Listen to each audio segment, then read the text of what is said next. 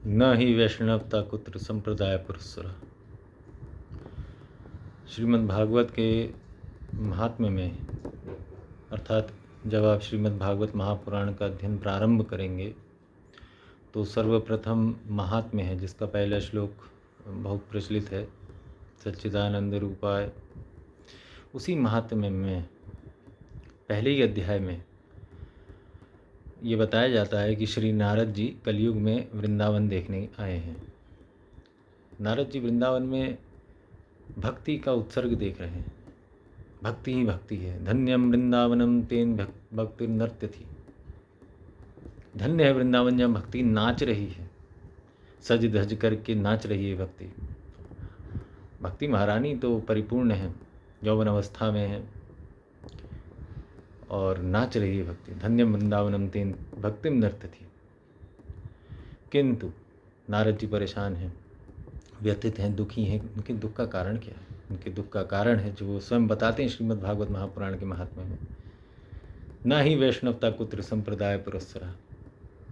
भक्ति तो बहुत फल फूल रही है, किंतु संप्रदाय पुरस्सर भक्ति का है। अभी संप्रदाय पुरस्सर भक्ति क्या होती है? संप्रदाय पुरस्सर भक्ति होती है परंपरा प्राप्त आचार्य की श्रेणी में भक्ति करना, अर्थात भगवान श्री हरि स्वयं भगवान से जो परंपराएं प्रारंभ हुई हैं, उन्हीं परंपराओं में जो आचार्य हुए हैं, गुरु हुए हैं, उनसे दीक्षित, फिर उनसे दीक्षित, और इस तरह श्रेणीबद्ध ऊर्ध्वोत्तर से दक्षिणोत्तर चलती हुई एक परंपरा, उसको संप्रदाय पुरस्सर भक्ति कहते हैं।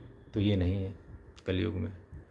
ऐसी ही कुछ व्यथा रामचरितमानस में गोस्वामी तुलसीदास जी भी प्रकट करते हैं। कहते हैं, कलिमल ग्रसे धर्म सब लुप्त भये सदग्रंथ, दम्भिन निजमत प्रकट किए, निजमति कल्प करी प्रकट किए बहुपंथ। रामचरितमानस में तुलसीदास जी कहते हैं कि कलयुग में कलिमल ग्रसे धर्म सब, जो धर्म हैं, अर्थात जो सामान्य धर्म और जो श्रेष्ठ धर्म इत्यादि हैं, जैसे वर्णाश्रम धर्म इत्यादि, और भागवत धर्म में भी कलिमल ग्रसे धर्म सब लुप्त भय सद ग्रंथ, ग्रंथ लुप्त हो जाएंगे क्योंकि कोई पढ़ेगा नहीं। आज आप देख ही रहे हैं कि ग्रंथ और शास्त्र पढ़ने का समय किसी के पास नहीं है, ना वो रुचि है। पैसा कमाने और भोग विलास के अतिरिक्त, और ये पैसा बना रहे, भोग विलास मिलता रहे, इसी के लिए वृंदावन गमन भी हो रहा है। ऐसी मूर्खता और ऐसी मूर्खता की पराकाष्ठा हो रही है कि उसके बारे में कोई क्या ही कहे। खैर, किसी की निंदा आलोचना व्यक्ति विशेष की हमारा करना उद्देश्य भी नहीं है। और समाज में जो हो रहा है ये कलयुग का धर्म है। और श्रीमद् भागवत महापुराण में स्वयं नारद जी कहते हैं कि भगवान कलयुग हो या सतयुग हो या कोई भी युग हो, आप तो कण कण में वैसे ही व्याप्त हैं। आप तो जीव के हृदय में वैसे ही स्थित हैं जैसे सतयुग में थे। तो सहते पुंडरीकाक्ष निकटस्थ, सह रहे हैं भगवान निकट रह कर, ये सब देखकर। ये कलयुग का धर्म है, उन्हीं के बनाए हुए धर्म है ये जो युग के चक्र हैं। तो ये कलयुग में भगवान को ये सब सहना पड़ता है, उन्हीं की लीला है। जब चाहे तब लीन कर लें, लेकिन उन्होंने चक्र बनाया तो अपनी मर्यादा का, अपने नियम का पालन करते हैं। तो गोस्वामी जी भी कह रहे हैं, लुप्त भय सदग्रंथ, और दम्भिन निजमति कल्प करी प्रकट किए बहुपंथ। और जो दम्भी लोग हैं, जो प्रसिद्धि चाहते हैं, जो नाम शोहरत इत्यादि चाहते हैं, वो अपनी निजमति से, अपने मन से बहुत प्रकार के पंथों को प्रकट करेंगे।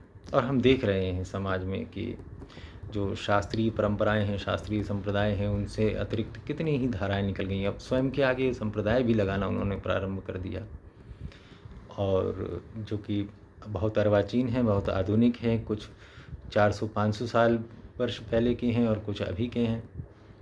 तो इन्होंने अपनी निजमति कल्प करी प्रकट किए बहुपंथ, बहुत सारे पंथ, ये समाज वो समाज, ये पंथ वो पंथ इत्यादि, ये डेरा और वो डेरा इत्यादि हम प्राय करके समाज में देखते ही रहते हैं। तो ये गोस्वामी जी ने बता दिया था कि इस प्रकार का समय आने वाला है। तो नारद जी भी व्यथित हैं, गोस्वामी तुलसीदास भी व्यथित हैं। परंतु व्यथित क्यों हैं? ये जो संप्रदाय पुरस्सर भक्ति नहीं हो रही है, यानी संप्रदाय के अंतर्गत भक्ति नहीं हो रही है, इसको देख कर के वो दुखी क्यों हैं? दुखी इसलिए हैं क्योंकि स्वयं श्री भगवान श्री हरि की आज्ञा है कि ये जो मंत्र जाप तुम कर रहे हो, कोई भी प्रतिष्ठित होकर के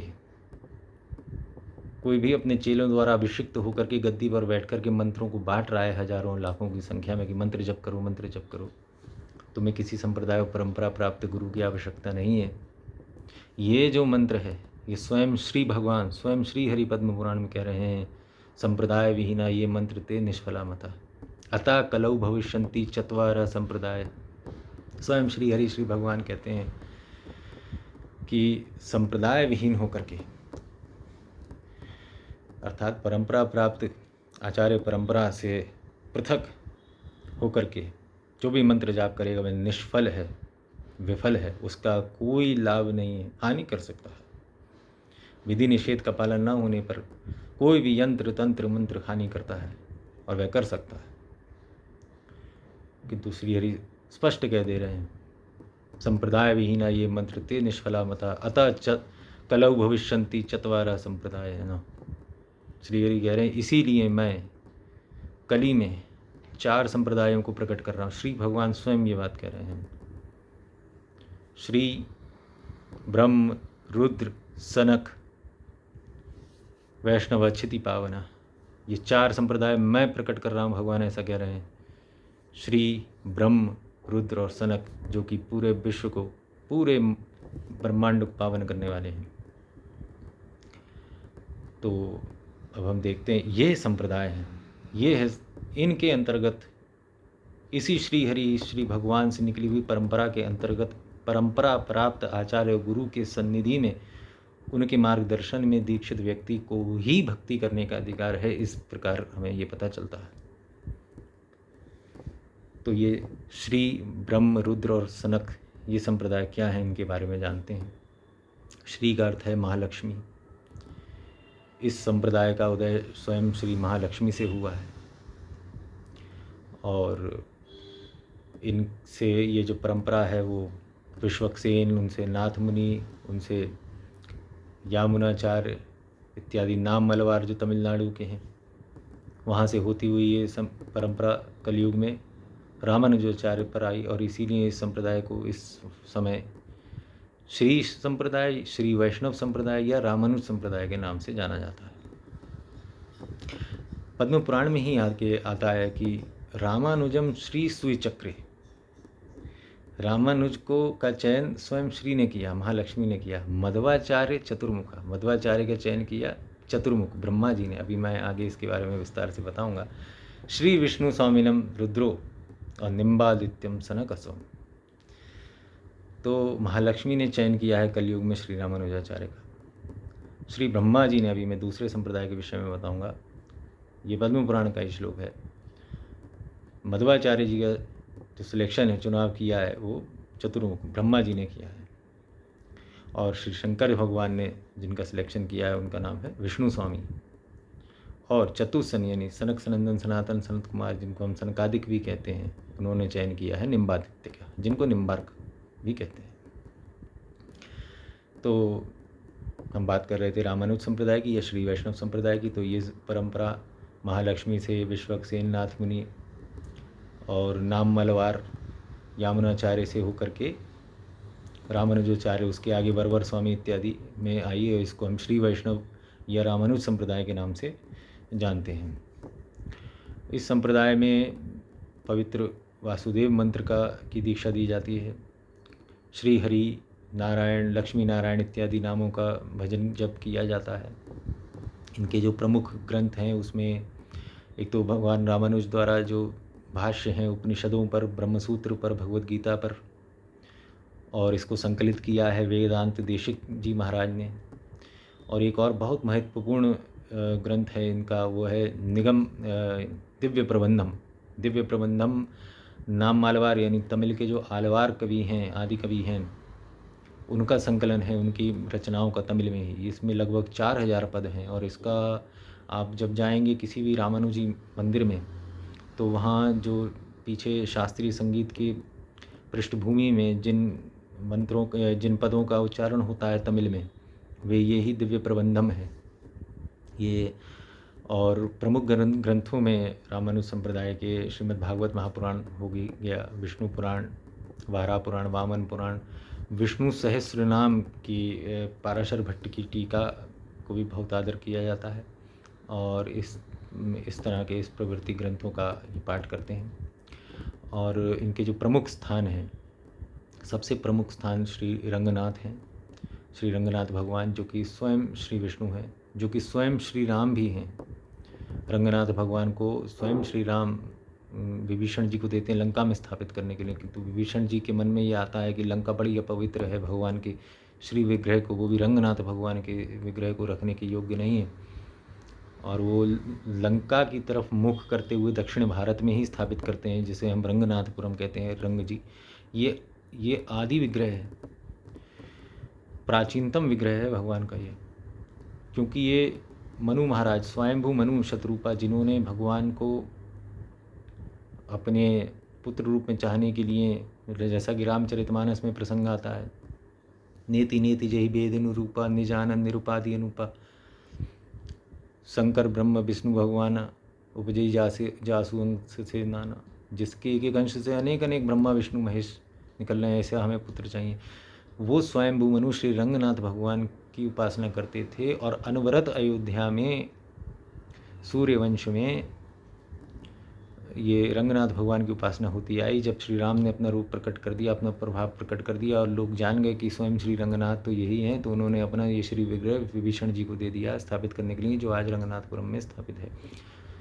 और रंग जी के बारे में क्या बताएं, जब उत्तरकांड प्रारंभ होता है, आप लोगों ने ध्यान दिया होगा रामचरितमानस में, जब राम राज्याभिषेक हो रहा है तो शंकर जी भगवान की स्तुति करते हैं, श्री राम की, कहते हैं बार बार बर मांगऊँ हरस देव श्री रंग, पद सर्वजन पायनी भक्ति सदा सत्संग। शंकर जी कह रहे हैं, हे भगवान, मुझे श्री रंग कहकर संबोधित कर रहे हैं शंकर जी भगवान को, हे श्री रंग, राम जी को श्री रंग कह रहे हैं स्वयं, हे श्री रंग, मुझ पर कृपा कीजिए, मुझको अपनी अनपायनी अहेतु की भक्ति जो है वो सदा दीजिए, अपने चरण कमलों का आश्रय दीजिए, और आपके जो भक्त हैं, आपके जो जन हैं, जो संत हैं, उनका संग, उनका सत्संग मुझे प्रदान कीजिए। तो श्रीरंग कह करके स्तुति की है राम राज्याभिषेक के समय शंकर भगवान ने, जो कि बहुत प्रचलित पद है।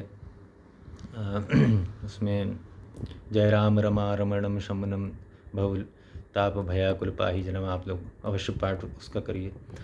तो ये बात रामानुज संप्रदाय की हो गई। उसके बाद हम चलते हैं ब्रह्म संप्रदाय। ये श्री ब्रह्मा जी से प्रारंभ हुआ है इसका। जब श्री भगवान ने वेदों का सार चतुश्लोकी भागवत को प्रदान किया है ब्रह्मा जी को, इसी वेदों के सार को ब्रह्मा जी ने आगे बढ़ाया है, उनसे परंपरा चली है। कलयुग में जो आचार्य हुए हैं संप्रदाय के, उनको मध्वाचार्य कहते हैं।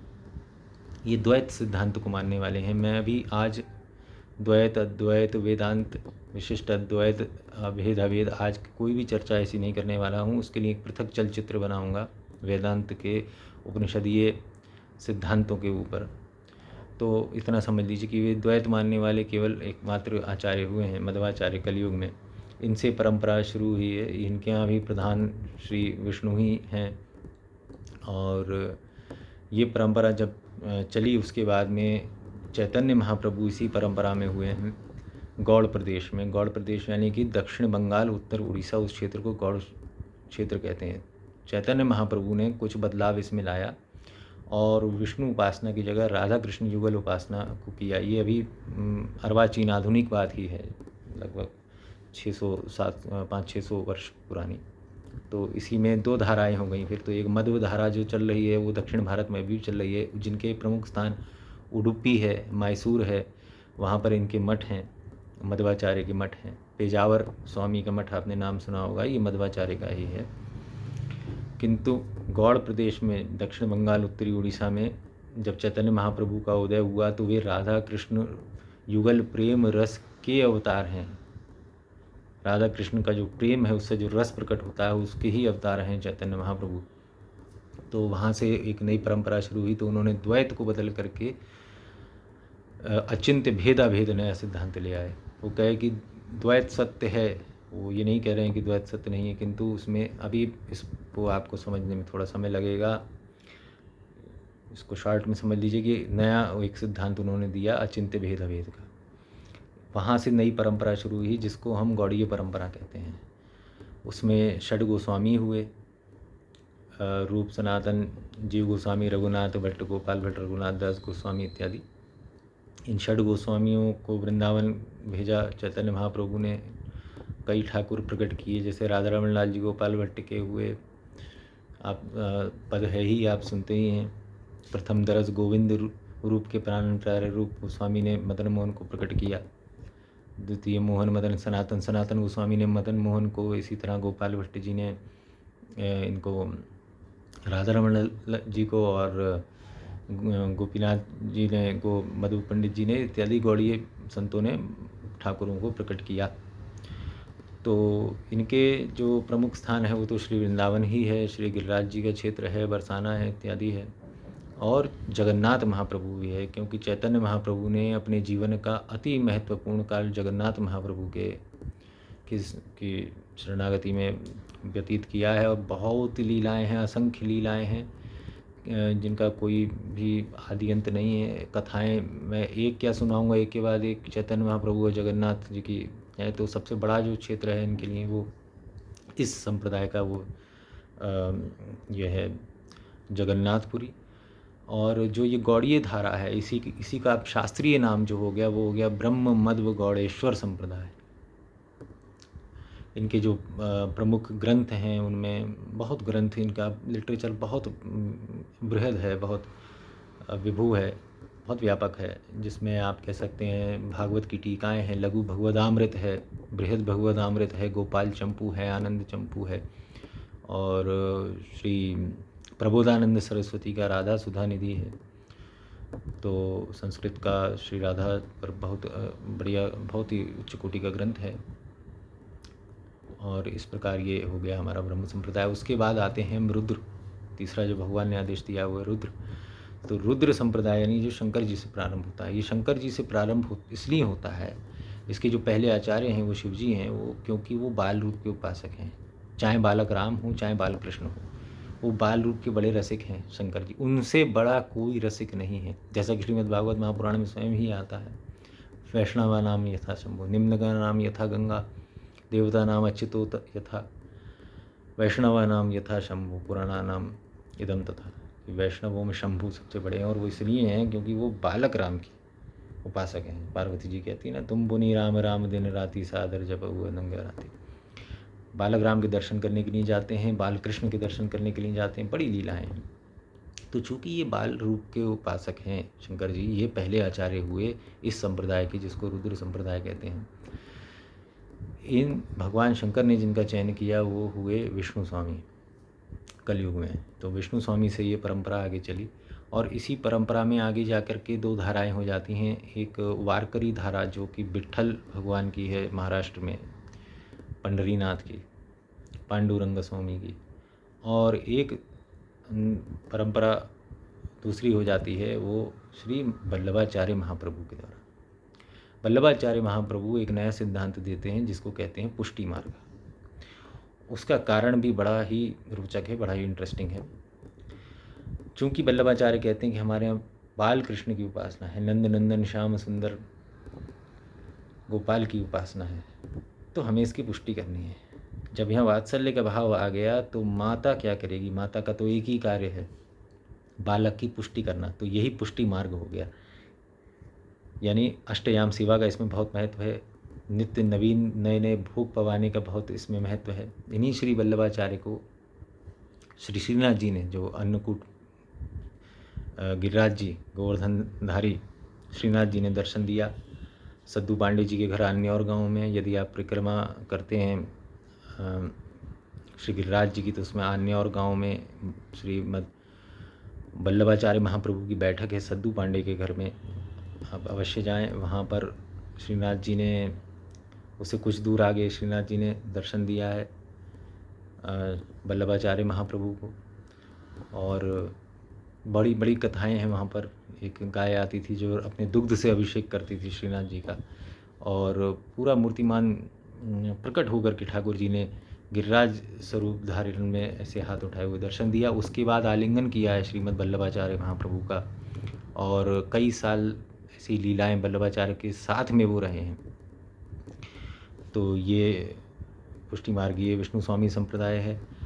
और इसी में अष्टछाप के कवि हुए हैं, सूरदास, कुम्भनदास, नंददास इत्यादि जो अष्टछाप के कवि हैं। तो सूरदास जो हैं वो वल्लभाचार्य के सीधे शिष्य हैं और ये पुष्टि मार्गी संप्रदाय है। इसको आजकल वल्लभ कुल भी कहते हैं। तो इसके जो प्रमुख स्थान हैं वो गिरिराज जी हैं, मथुरा है, गोकुल है, नंदगांव है, द्वारका है, किंतु मुख्य रूप से बालकृष्ण, नंदनंदन, श्याम सुंदर की उपासना है। इनके जो प्रमुख ग्रंथ हैं उनमें बिल्व मंगल जी का दामोदर स्तोत्र, वल्लभाचार्य महाप्रभु का यमुनाष्टक, वल्लभाचार्य महाप्रभु का ही मधुराष्टक और श्रीमद् भागवत महापुराण और गर्ग संहिता। गर्ग संहिता इनका बहुत ही महत्वपूर्ण ग्रंथ है, सभी को पढ़ना चाहिए गर्ग संहिता। तो ये विष्णु स्वामी पुष्टि मार्गीय संप्रदाय हुआ। ये विशुद्धाद्वैत शुद्ध अद्वैत संप्रदाय है जिसमें श्री कृष्ण ही अद्वैत है। अब हम आते हैं अपने चौथे संप्रदाय जिसको सनक संप्रदाय कहा। इसी का कलयुग में नाम निम्बार्क संप्रदाय है। इसका प्रारंभ होता है हंस भगवान से और इसके प्रारंभ की कथा एक प्रकार से श्रीमद् भागवत महापुराण के 11 स्कंद में है, जिस अध्याय में श्री कृष्ण उद्धव जी को बताते हैं। श्री कृष्ण उद्धव जी से कहते हैं कि मैंने हंस अवतार लेकर के यानी हंस रूप से प्रकट होकर के सनकादिकों की शंका का निवारण किया था, उनको ब्रह्म विद्या का उपदेश दिया था ब्रह्मा जी के रिक्वेस्ट करने पर, ब्रह्मा जी के निवेदन, आग्रह, अनुरोध करने पर पुष्कर क्षेत्र में। ये स्वयं श्री भगवान कह रहे हैं उद्धव जी से, श्री कृष्ण कह रहे हैं कि मैंने हंस रूप से ब्रह्मा जी के कहने पर चतुस्सन सनक सनंदन सनातन सनत कुमार को ब्रह्म विद्या का उपदेश दिया था। इसी ब्रह्म विद्या के उपदेश को सनत कुमारों ने श्री नारद जी को प्रदान किया और श्री नारद जी ने कलयुग में निम्बादित्य अर्थात निम्बार्काचार्य को प्रदान किया। तो ये परंपरा श्री हंस भगवान सनत कुमार नारद जी से प्रारंभ हुई, निम्बार्काचार्य तक आई और निम्बार्काचार्य ने अपने शिष्य श्रीनिवासाचार्य को प्रदान किया।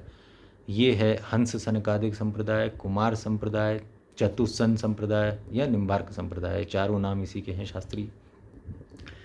तो कलयुग में श्री निम्बार्काचार्य का प्रादुर्भाव कब होता है और क्यों होता है? ये कलयुग में नहीं होता, वास्तव में तो द्वापर के अंत में ही हो जाता है। जो सबसे प्राचीन आचार्य हैं सभी आचार्यों में वो श्री निम्बार्काचार्य हैं। अन्य किसी भी आचार्य जैसे शंकराचार्य जी ले लें, उनसे भी लगभग 2500 वर्ष पूर्व, क्योंकि द्वापर अंते निम्बार्काचार्य के प्रादुर्भाव हुआ है पुराणों के अनुसार। भविष्य पुराण में स्पष्ट लिखा है कि विष्णु आज्ञा दे रहे हैं, श्री हरि आज्ञा दे रहे हैं अपने सुदर्शन चक्र को, सुदर्शन महाबाहु कोटि सूर्य समप्रभा अज्ञान तिमिरांध अंधा नाम विष्णु मार्ग प्रदर्शय। हे सुदर्शन, मेरे चक्र कोटि सूर्य समप्रभा, तुम्हारा तेज, तुम्हारा प्रकाश करोड़ों सूर्यों के समान दैदीप्यमान तुम हो रहे हो। तुम जाओ भूमंडल पर, अज्ञान तिमिरांधन, अज्ञान के जो अंधकार है उससे जो लोग अंधे हो रहे हैं उसका नाश करो, विष्णु मार्ग प्रदर्शय, और मेरा मार्ग प्रशस्त करो, यानी भक्ति का मार्ग प्रशस्त करो। ये आज्ञा देते हैं श्री भगवान अपने सुदर्शन चक्र को, और वे ही सुदर्शन चक्र श्री निम्बादित्य के रूप में, जिनको हम निम्बार्क भगवान के नाम से जानते हैं, उनका प्रादुर्भाव होता है तेलंग प्रदेश में मुंगी पैठन स्थान में, जो कि तेलंगाना और महाराष्ट्र के बॉर्डर पर है।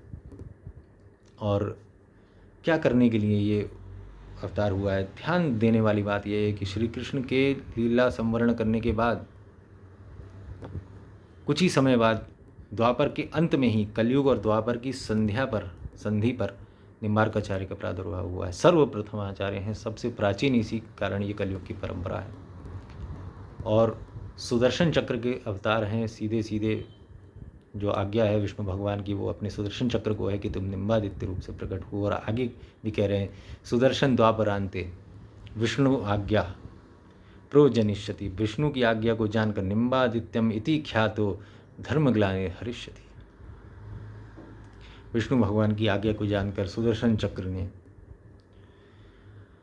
कलयुग में, यानी द्वापर के बिल्कुल अंत में और कलयुग के प्रारंभ में निम्बादित्यम इति ख्यातो, निम्बादित्य नाम से ख्याति प्राप्त होकर के धर्म ग्लानि हर्षति, धर्म की ग्लानि को हर लिया, क्योंकि भगवान का ये प्रण है,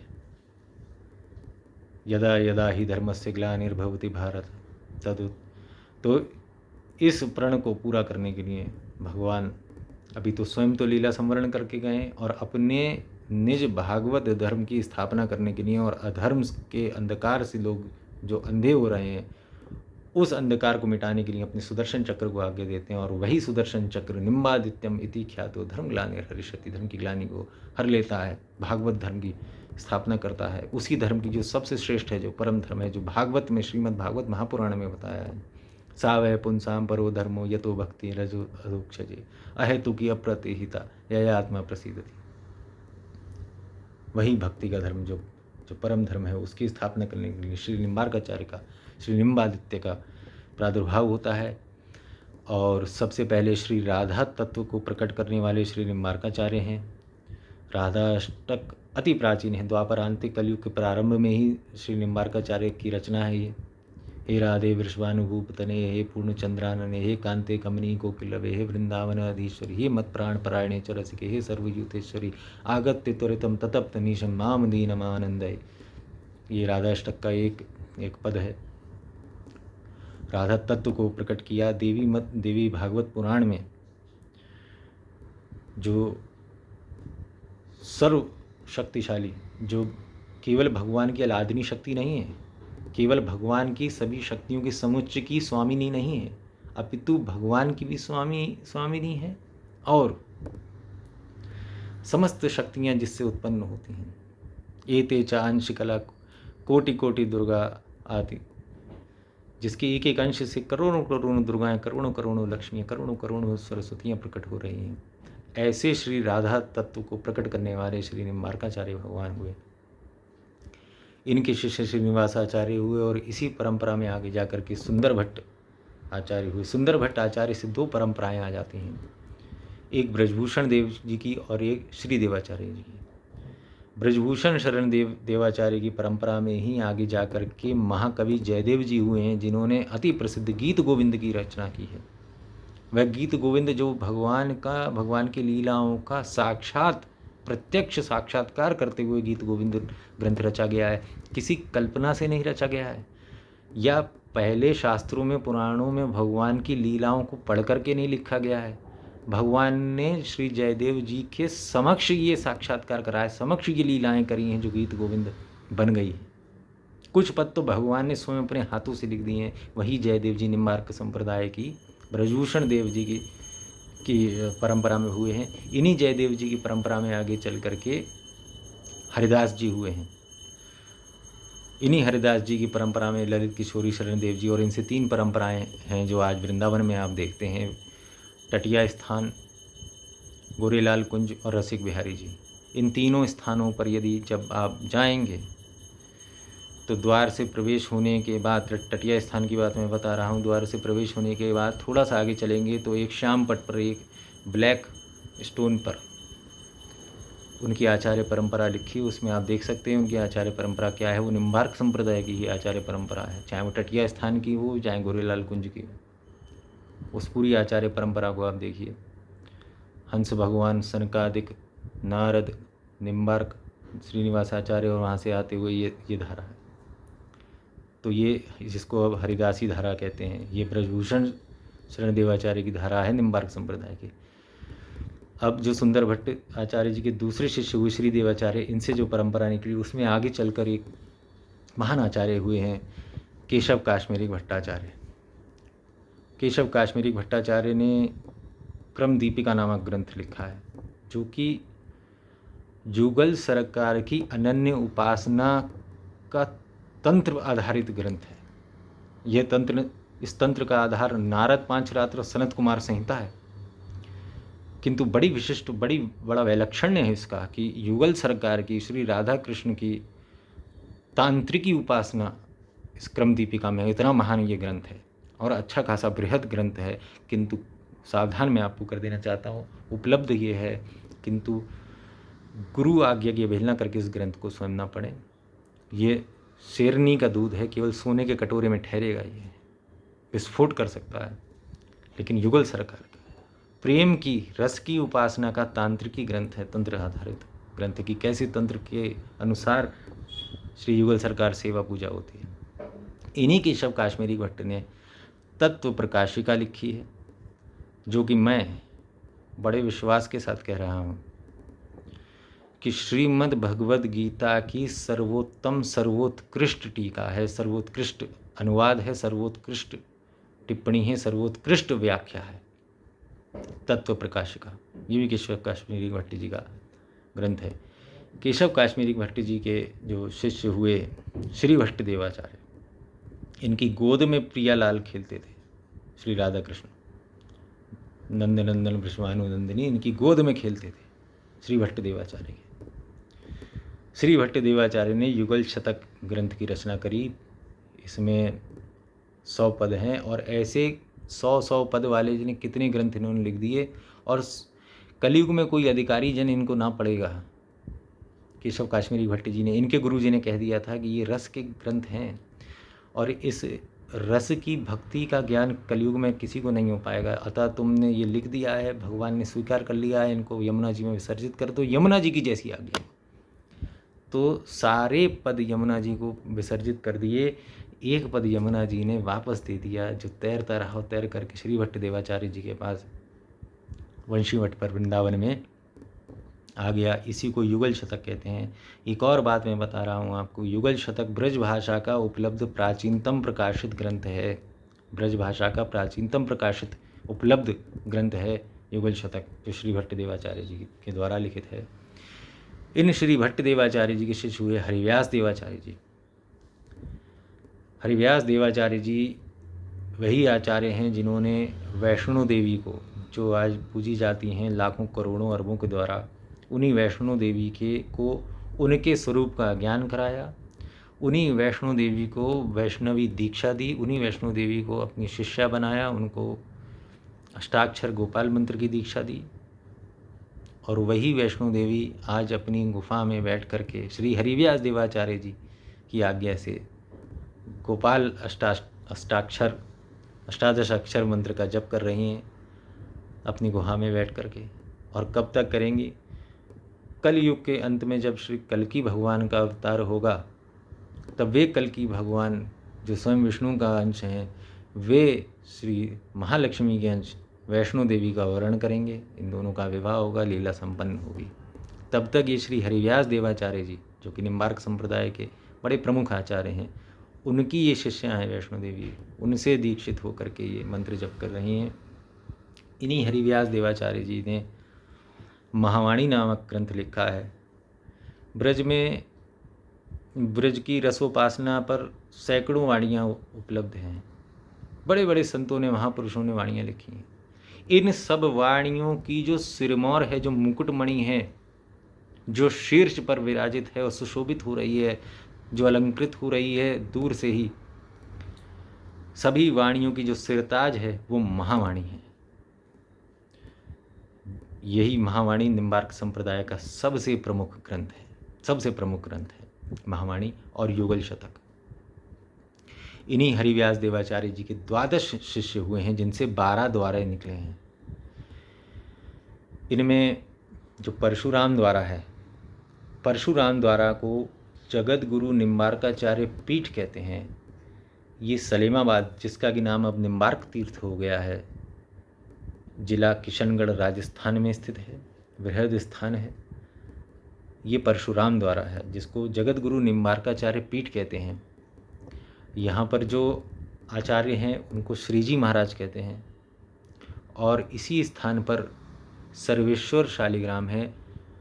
बहुत ध्यान से सुनिए, ये सर्वेश्वर शालिग्राम श्री नारद जी द्वारा निम्बार्काचार्य को, आदि निम्बार्काचार्य को प्रदान किया गया था, और उनसे ये परंपरा अनवरत चल रही है। और वही सर्वेश्वर शालिग्राम इस समय सलेमाबाद निम्बार्क तीर्थ किशनगढ़ राजस्थान में निम्बार्काचार्य पीठ में उपलब्ध हैं, परशुराम द्वारे में। यह सर्वेश्वर शालिग्राम सूक्ष्मतम शालिग्राम है। इससे छोटा कोई भी शालिग्राम न कभी हुआ है, न है, न होगा। विश्व ब्रह्मांड के सबसे छोटा शालिग्राम है ये, सबसे छोटा। इसको देखने के लिए लेंस की आवश्यकता पड़ती है। ये सर्वेश्वर शालिग्राम किंतु शालिग्राम है। ये नारद जी ने स्वयं आदि निम्बार्काचार्य को प्रदान किए थे। तो हरिव्यास देवाचार्य जी के 12 शिष्य हुए, जिसमें मैंने बताया कि जो परशुराम देवाचार्य हुए उससे परशुराम द्वारा हुआ, जिसको जगत गुरु निम्बार्काचार्य पीठ कहते हैं। यहाँ पर जो आचार्य हैं उनको श्रीजी महाराज कहते हैं। ये श्रीजी महाराज इसलिए कहते हैं, संक्षेप में मैं आपको बता देता हूँ कि एक सुल्तान ने हट की थी कि ये जो बैरागी बाबा लोग हैं, ये जो विरक्त साधु हैं, इनका मैं विवाह करवाऊँगा। तो आचार्य जी ने कहा कि स्त्री का स्त्री के साथ कैसे विवाह करा सकते हो? ये हमारा बाहरी स्वरूप भले ही पुरुष का है, लेकिन भीतर से तो हम स्त्री हैं। हम तो सहचरी हैं, सखी हैं, मंजरी हैं अपनी श्री राधा रानी की। जब वह सुल्तान नहीं माना तो आचार्य चरण ने अपने स्वरूप के दर्शन करा दिए। वे दर्शन के आते हुए तो श्री जी का स्वरूप था, स्वयं श्री जी का स्वरूप था, क्योंकि श्री जी की जो सहचरी है, नित्य सखी है, वह तो श्री जी स्वरूप ही होती है। तो श्री जी स्वरूप में दर्शन करा दिए निम्बार्क संप्रदाय के आचार्य ने। और तब से परशुराम द्वारा के जो आचार्य होते हैं उनको श्री जी महाराज कहते हैं। इन्हीं श्री हरिव्यास देवाचार्य जी के 12 शिष्यों में स्वभुराम देवाचार्य हुए हैं। स्वभुराम द्वारा जिसको कहते हैं, इसी स्वभुराम द्वारे में चतुर चिंतामणि नागाजी महाराज हुए, जो प्रतिदिन, बहुत ध्यान से सुनिए, प्रतिदिन ब्रज 84 कोस की परिक्रमा कर दौड़ कर लगाते थे और शाम को दर्शन करते थे ठाकुर जी का। सुबह निकले, दौड़े लगभग 250 किलोमीटर, ब्रज 84 कोस की परिक्रमा है, परिक्रमा करके आके ठाकुर जी के दर्शन किए। इनकी जटाएं एक बार झाड़ी में उलझ गई थी, तो सुलझाने के लिए राधा कृष्ण युगल सरकार को आना पड़ा था। केवल श्री कृष्ण सुलझाने आए थे तो मना कर दिया था, इतने बड़े प्रेमी थे ये। और भगवान इनसे भी बड़े प्रेमी थे। युगल सरकार इनको इतना प्रेम करते थे, चतुर चिंतामणि नागाजी महाराज को। श्री राधा रानी आई, वात्सल्य भाव दिया, सिर पर हाथ फेरा, थाली लेकर आई 56 भोग की, अरे मेरे पुत्र भोजन पाले। तब अपनी जटाएं सुलझवाई हैं नागाजी महाराज ने। इन्हीं चतुर चिंतामणि नागाजी महाराज की परंपरा में आगे जा कर के काठिया बाबा हुए हैं, जो बाल ब्रह्मचारी भी होते हैं, पूर्ण विरक्त होते हैं, जो नाभि स्थान में काठ की पेटी बांध कर रखते हैं। और इस बड़ा महान स्वभुराम द्वारा है। और इसी प्रकार और भी शिष्य हुए हरिव्यास देवाचार्य के, मुकुंद देवाचार्य हुए, और भी द्वारे हैं, 12 द्वारे हैं, जिनमें से आज प्रमुखता 5 द्वारों में परंपराएं चल रही हैं। तो ये निम्बार्क संप्रदाय के बारे में बात हुई। और ये पूरी बात नहीं हो जाती जब तक कि हम निम्बार्क संप्रदाय में जो संत कवि लोग हैं इनकी बात न करें।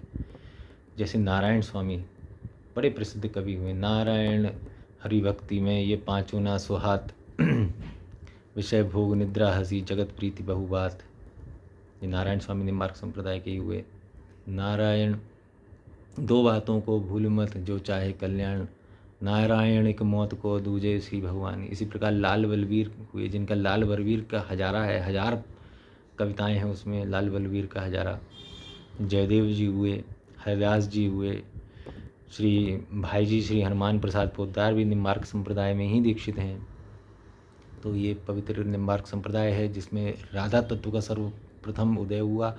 युगल सरकार की उपासना, युगल सरकार की भक्ति के जो प्रणेता हैं, युगल सरकार की भक्ति को जो प्रशस्त करने वाले हैं, युगल सरकार की भक्ति को जो विश्व के सामने प्रकट करने वाले हैं, वो निम्बार्काचार्य ही हैं। वह निम्बार्क संप्रदाय ही है। तो संप्रदायों के ऊपर ये एक लघु वार्ता आपको समझ आई होगी। और इसी विश्वास के साथ मैं अपनी वाणी को विराम करता हूँ। जय जय श्री राधे। आपका दिन मंगलमय हो।